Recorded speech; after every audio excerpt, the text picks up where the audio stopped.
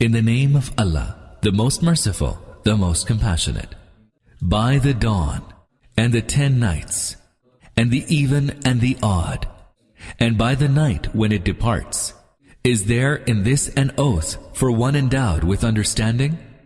Have you not seen how your Lord dealt with Ad, of Iram, known for their lofty columns, the like of whom no nation was ever created in the lands of the world?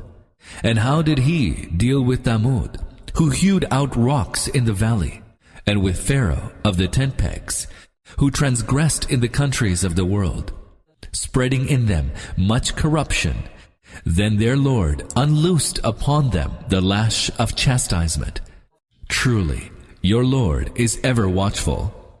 As for man, when his Lord tests him by exalting him and bestowing his bounties upon him, he says, "My Lord has exalted me."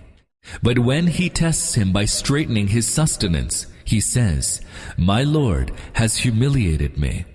But no, you do not treat the orphan honorably, and do not urge one another to feed the poor, and greedily devour the entire inheritance, and love the riches, loving them ardently.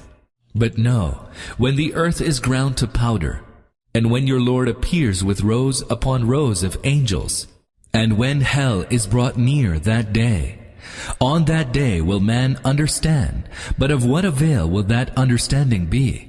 He will say, "Would that I had sent ahead what would be avail for this life of mine." Then on that day, Allah will chastise as none other can chastise, and Allah will bind as none other can bind. On the other hand, it will be said, "O serene soul, return to your Lord well pleased with your blissful destination, well pleasing to your Lord.